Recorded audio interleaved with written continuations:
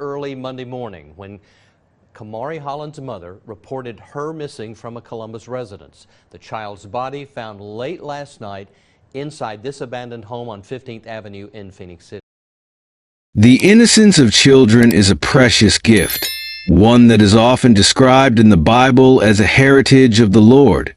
Their trust and gullibility make them vulnerable to the wickedness of the world, and it's a tragedy that some perpetrators take advantage of this vulnerability to carry out heinous crimes.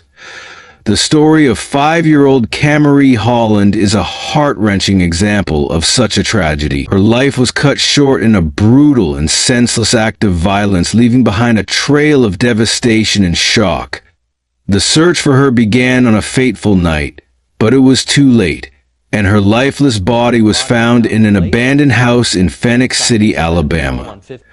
The discovery sparked an outpouring of grief and outrage as a community struggled to come to terms with the loss of a young life that was full of promise and potential. As the investigation into Kamarie's death unfolded, the police uncovered a shocking truth that would leave everyone reeling. The evidence pointed to a horrific crime that was perpetrated by someone who was supposed to care for and protect her. Jeremy Tremaine Williams, a man with a dark past, was arrested in connection with Kamarie's death. But the most disturbing revelation was yet to come, as Kamarie's own mother, Christy Marie Sipple, was also implicated in the news sent shockwaves through the community, leaving everyone wondering how a mother could be involved in such a heinous act against her own child. The details of the case are still emerging, but one thing is clear. Kamarie's death is a tragedy that will haunt the community for a long time, and it's a stark reminder of the evil that lurks in the shadows, waiting to strike the most vulnerable among us. As we delve deeper into the story of Kamarie Holland, we will explore the events that led to her tragic death and the investigation that followed. We will examine the evidence that linked Jeremy Tremaine Williams and Christy Marie Sipple to the crime, and the motives that drove them to commit such a heinous act. But be prepared, the truth is disturbing, and the details of the case are not for the faint of heart. The story of Kamarie Holland is a tragic reminder of the darkness that exists in the world, and the devastating consequences of evil actions. If you're ready to confront the harsh reality of this case, and to explore the complexities of a crime that will leave you questioning everything, then join me on this journey into the world of Kamarie Holland. But be warned, the truth is about to get a whole lot darker, and the suspense is about to become unbearable. So let's take a deep breath and dive into the abyss as we uncover the shocking truth behind the death of Kamarie Holland. Welcome to Detective Jeffrey Crime Station. A huge thank you to our amazing subscribers and viewers for joining us on this journey into the world of true crime. We're honored that you've chosen to spend your time with us, and we're grateful for your trust and support. If you're new here, consider subscribing and hitting that notification bell to stay up to date on our latest captivating stories. Your engagement means the world to us, and we can't wait to share more thrilling and thought-provoking content with you. The night was cold and quiet in Columbus, Georgia, on December 12, 2021, when 5-year-old Kamarie Holland pleaded with her father, Corey Holland, to let her visit her mother, Christy Marie Sipple. Corey had full custody of Kamarie and her brother, and a court order strictly prohibited their mother from having any contact with them. But Kamarie had a way of wrapping her father around her little finger, and she begged him relentlessly. Against his better judgment, Corey relented. He didn't want to upset his baby girl, and so, that night, he let her go. Unbeknownst to Corey, this decision would seal his daughter's fate. Christy Sipple, a woman whose maternal instincts had long been eroded by addiction and a life of prostitution, was not the loving mother Kamarie believed she was. She had been involved with a man named Jeremy Tremaine Williams, a 37-year-old with a dark and insatiable hunger for the innocent. Their relationship was transactional, and Christie had little shame in using her body as currency. But what Williams wanted now was different, something far more monstrous. He was tired of Christie. He wanted her daughter instead. Christie, showing no hesitation, named her price. At first, she demanded $2,500 in exchange for her own flesh and blood, her innocent child. But Williams negotiated, countering with $1,300. In the end, though, he never paid her a dime. That night, Kamarie was taken from the safety of her father's home and delivered into the hands of a predator. Williams brought the little girl to an abandoned house in Phoenix City, Alabama, a place he had once called home but had long since been left to rot. Within those crumbling walls, surrounded by darkness and decay, he unleashed horrors upon her that no child should ever endure. He forced her to ingest methamphetamine, ensuring that her tiny body was filled with poison and her senses dulled. He violated her in every way imaginable, his depravity knowing no bounds. He filmed the atrocities, capturing every moment of her suffering, as if reliving them later would somehow satisfy his twisted desires. The more she cried, the more he fed on her pain. And he had taken everything from her. Her innocence, her breath, her life. He strangled her with a ligature, squeezing the last bit of warmth from her fragile body. Even in death, she was not spared. Williams continued his assault, his necrophilic urges driving him to commit unspeakable acts on the lifeless body of the child he had just murdered. The following morning, Christie played the role of the panicked mother. She reported her daughter missing, telling police she had last seen Kamarie before going to sleep around midnight. When she awoke, she claimed the front door was open and her baby was gone. Authorities launched a desperate search, scouring the area for any sign of the missing girl. That very night, their efforts led them to the abandoned house in Phoenix City, and what they found inside would haunt even the most hardened investigators. Kamarie's small, lifeless body lay there, discarded and defiled. The horrors she had endured were undeniable, the evidence of Williams' sadism documented in sickening detail. Kamarie's body was discovered inside the abandoned house where Jeremy Tremaine Williams had committed the heinous crimes. The police were able to quickly identify Williams as the prime suspect, and he was taken into custody shortly after, marking the beginning of a lengthy and complex investigation into the events that led to Kamarie's tragic demise. Authorities moved swiftly, and soon their investigation led them to 37-year-old Jeremy Williams. He was arrested, and the details that followed were almost too monstrous to comprehend.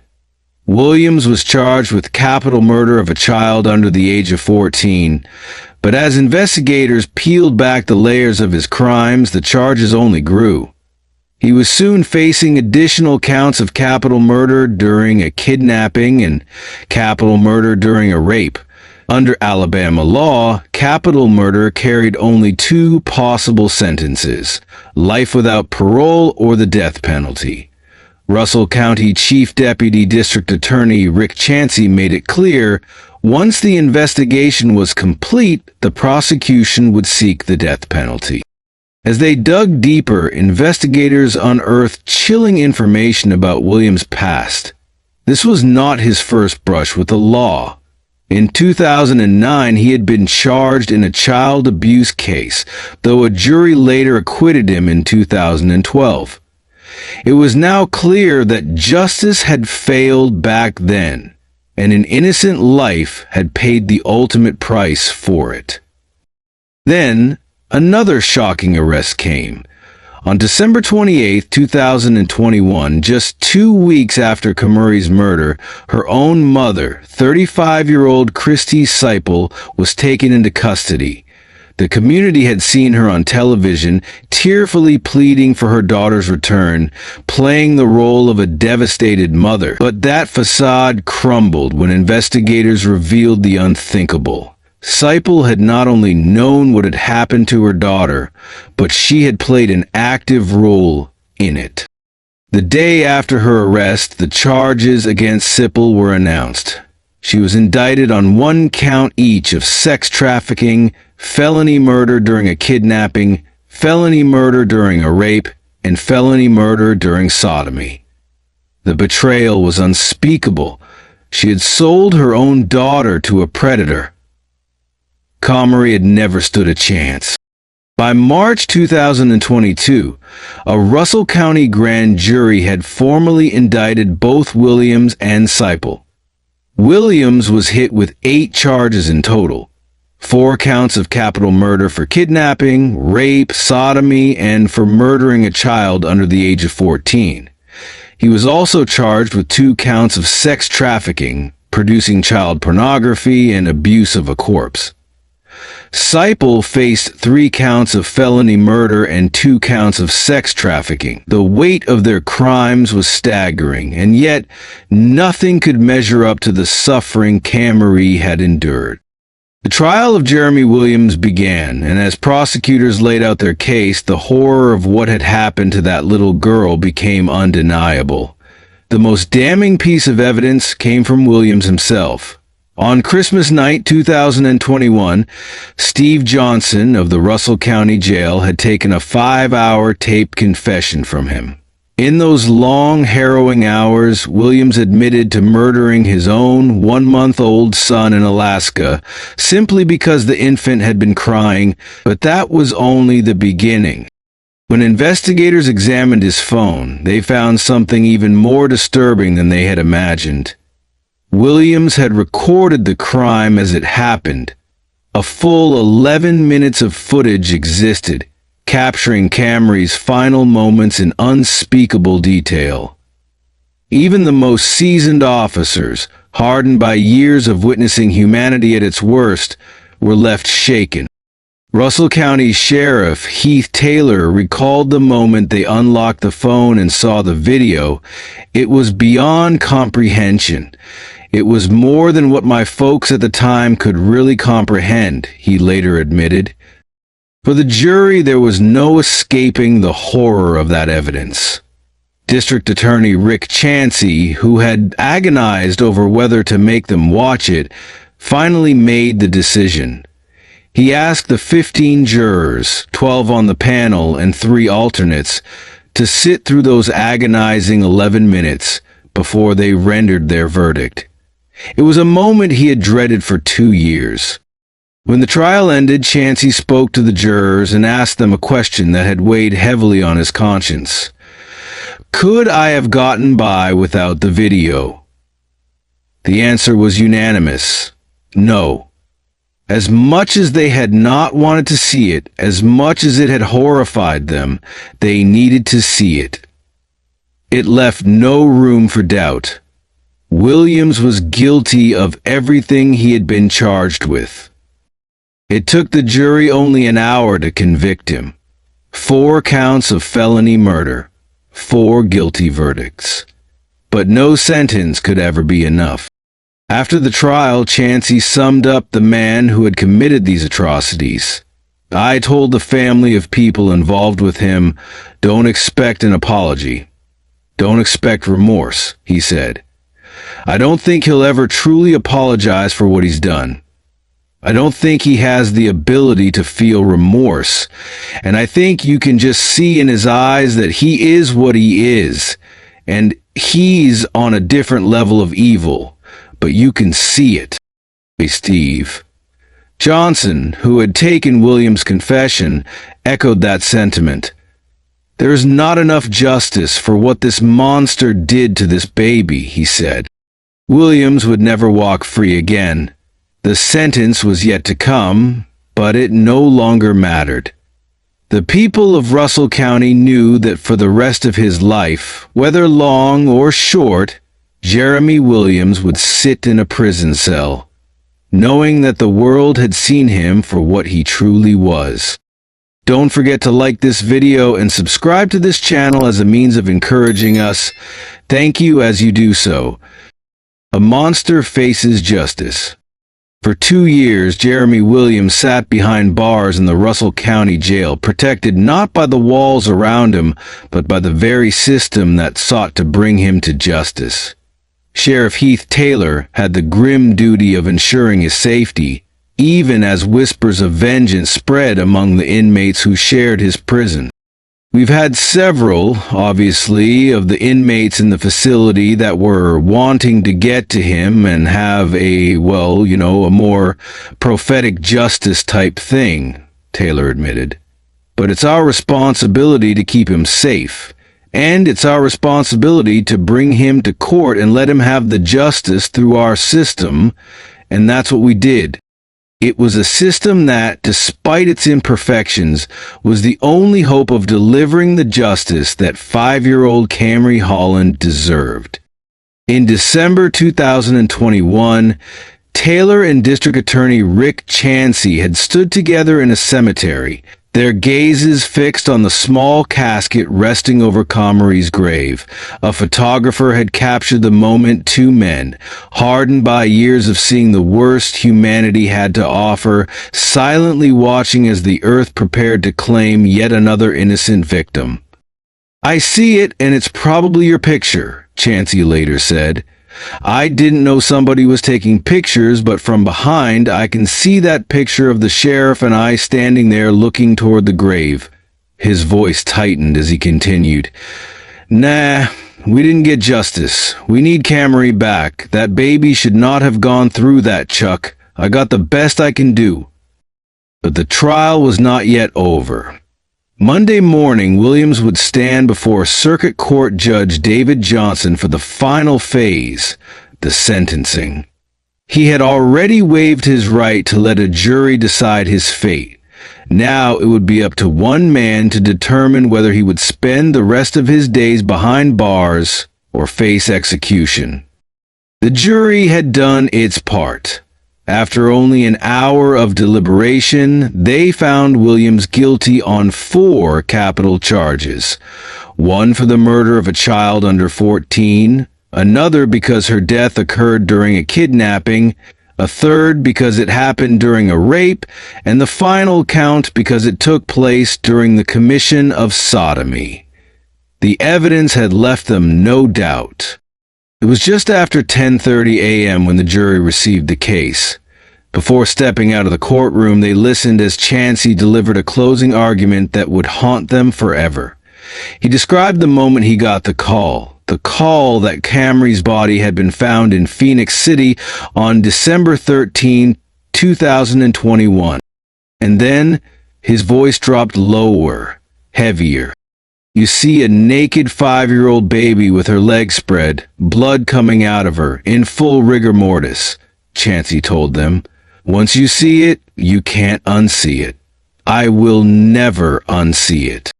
The jury had already endured so much, but there was one last witness. A 23-year-old woman, her voice soft but unwavering, took the stand. She looked across the courtroom and named her childhood nightmare. Jeremy Williams. When she was just 5 years old, she had lived in Alaska, and Williams had raped her. She had never told a soul, not even her mother, until December 2021, when Russell County investigator Brad Evans reached out to her after Williams' confession. "I was scared of what would happen if I told," she admitted to the jury. "He would try to hurt my mom, and things would get worse." Her testimony lasted only 10 minutes. It was enough. Williams' defense attorneys didn't even bother to cross-examine her. There was nothing they could say. Then came the moment the jurors had dreaded most. The prosecution played 11 minutes of a video, 11 minutes that changed everything. Williams had recorded his crime. The jury watched as he forced Kamarie to perform oral sex, striking her in the face whenever she tried to resist. The room was silent except for the muffled sobs of the jurors. Some turned away, others covered their faces, but none could escape what they had seen. The prosecution had at least 20 more minutes of footage, but after seeing the devastation in the jurors' faces, they chose to stop. "We just added 15 people to the list of folks who saw that video and now will never unsee it," Chancey said, his voice filled with regret. "For that, I apologize." The trial had been necessary even though Williams had already confessed to the murder and rape of Kamarie Holland. Under Alabama law, the death penalty required a jury trial, and so, even with his own admission, the case had to be presented in full. Williams had tried to make it easy for his defense team. He entered a guilty plea, filed in the clerk's office, and entered into evidence. He gave strict instructions to his attorneys. No objections, no defense. Judge Johnson repeatedly asked if that was truly what he wanted. Each time, Williams answered the same way. Yeah. At one point in the trial, he made himself clear.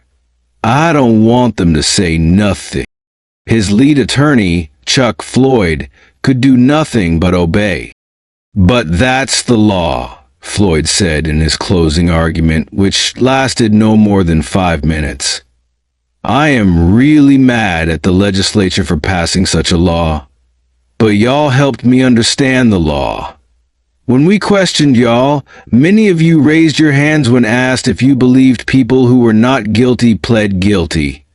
Y'all helped me understand the law. But there was no misunderstanding the verdict." Chancey looked at the jury, the weight of 2 years pressing down on him. His voice broke as he spoke. "Y'all can rest easy knowing an innocent man is not going to jail. I can't think of a word to describe, but for now, let's go with guilty." Now that his fate was in the hands of the judge, the question was, would he be sentenced to death even after the guilty plea? Let's find out. Jeremy Tremaine Williams had always been a man surrounded by suspicion. Long before the horrifying case of Kamarie Holland, whispers followed him, echoes of another child, another tragedy. His own daughter, 1-month-old Nadia Trenice Williams, had died under suspicious circumstances in January 2005 in North Pole, Alaska. Investigators at the time found blunt force injuries on her tiny body, but despite their suspicions, there was not enough evidence to make an arrest. The case remained in limbo, her death ruled as undetermined. Williams had refused police interviews, ignored polygraph tests, and slipped away, free to walk among the living. But after his arrest for Kamarie's murder, the past caught up with him. In July 2022, investigators and prosecutors from Russell County traveled to Alaska, determined to help authorities reopen the case that had been left cold for nearly 2 decades. The evidence was revisited, and this time Williams would not escape so easily. In December 2022, a Fairbanks grand jury indicted him for the second-degree murder of his infant daughter. The walls were closing in. While awaiting trial for Kamarie's murder, more charges emerged.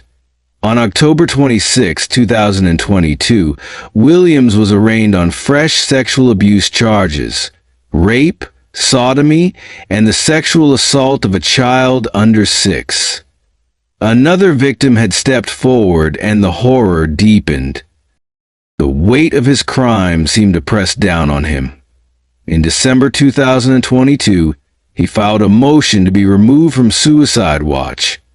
For nearly 10 months, prison authorities had kept a close eye on him, fearing he might take the easy way out. He had already attempted to hang himself once with a piece of cloth, and officials weren't willing to take any chances. But the Russell County judge denied his request. He would face justice, whether he wanted to or not. Justice, however, was not only coming for Williams. On March 13, 2024, Christy Sipple, Kamarie's own mother, stood before the court and pleaded guilty to sex trafficking.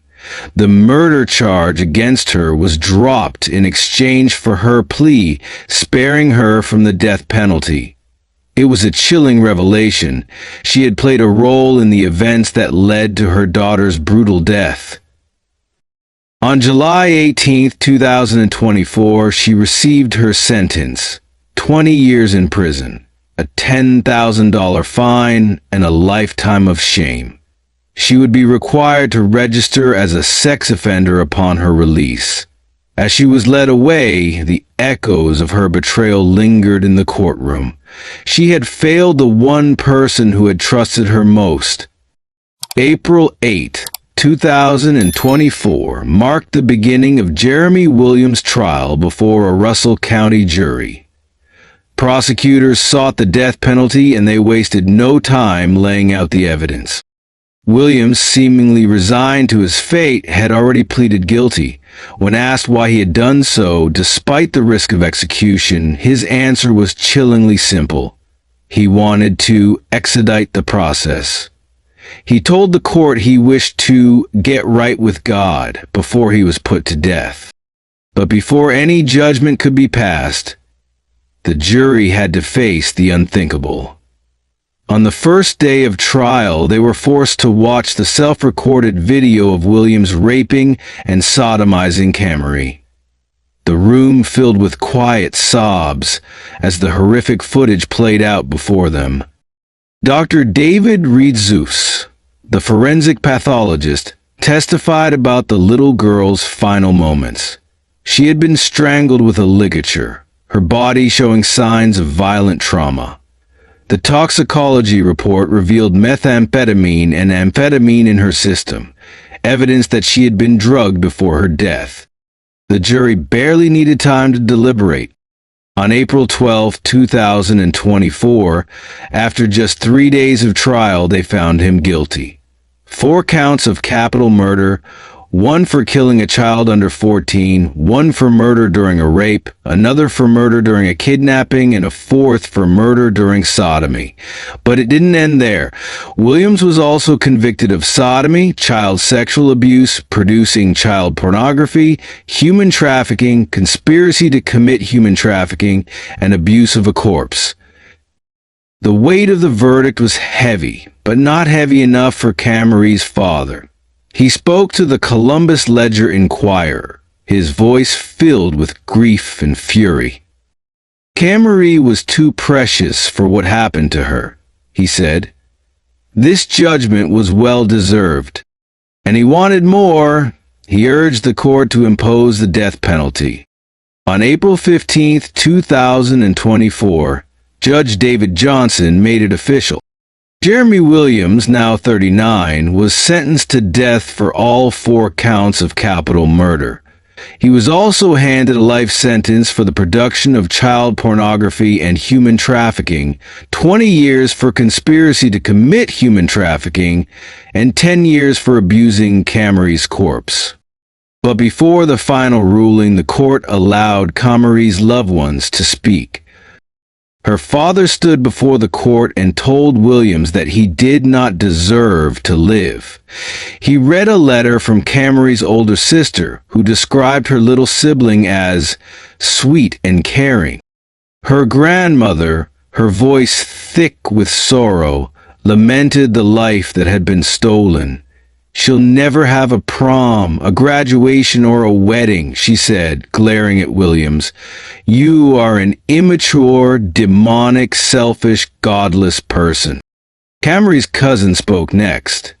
He had never known a child who smiled as much as Kamarie. He turned to Williams, his voice filled with quiet rage, and condemned him for what he had done. Even Williams's ex-wife took the stand. She, too, had lived in fear of him. And now, standing before the man who had killed their 1-month-old child, she let her words cut deep. You are vile, she told him. Evil. Williams may have been sentenced to die, but justice moves slowly. On October 22, 2024, he filed an appeal, setting into motion a legal battle that could take decades. Alabama's death row was already filled with men who had been waiting for years, some for more than 40. And so, for now, Williams would remain behind bars at Holland Correctional Facility, waiting for the day his sentence would be carried out. At the time of his sentencing, he was the 166th inmate added to Alabama's death row. The pain of Kamarie Holland's murder stretched far beyond the courtroom. On December 22, 2021, her funeral was held. Over 200 mourners gathered to say goodbye to the little girl whose life had been stolen. Among them were Russell County Sheriff Heath Taylor and Chief Assistant District Attorney Rick Chansey, two men who had fought tirelessly to bring justice for Kamarie. As they stood by her small casket, Kamarie's great-uncle spoke words that sent a shiver through the mourners. His voice was steady but filled with sorrow. "Evil has entered our community," he said. "Evil has affected our family." It was a truth no one wanted to accept, but one they all felt deep in their bones. Months passed, but time did little to heal the wounds. By April 2022, Kamarie's father was still struggling to process the nightmare that had shattered his world. The anger and pain in his voice were undeniable, as he spoke about the people responsible for his daughter's suffering. "They don't deserve to live," he said, his words sharp with fury. The betrayal cut deep. Seppel, the woman who had brought Kamarie into the world, had failed her in the worst way possible. She had broken the trust of everyone who believed she would protect her child. Years passed, but the hole Kamarie left behind never faded. On November 23, 2024, the day that should have been her 8th birthday, her father refused to let the occasion pass in silence. Instead, he threw a party in her honor, celebrating the life she should have had. There was laughter from the children who attended, balloons floating in the air, and a cake decorated with her favorite colors. It was bittersweet, a reminder of what had been stolen. A month later, in another interview, he spoke about his loss, the pain still fresh in his voice. "Losing Kamarie," he said, "was like losing a piece of my heart." We hope you enjoyed the video and learned something new. Because you did, subscribe to our channel and hit the like button to show your appreciation. Additionally, tap the notification bell to be kept abreast with our latest videos and ensure you don't miss out on any new content. This will keep you informed about our upcoming true crime stories and allow you to stay engaged with our community. Thank you once again. Your support means a lot to us.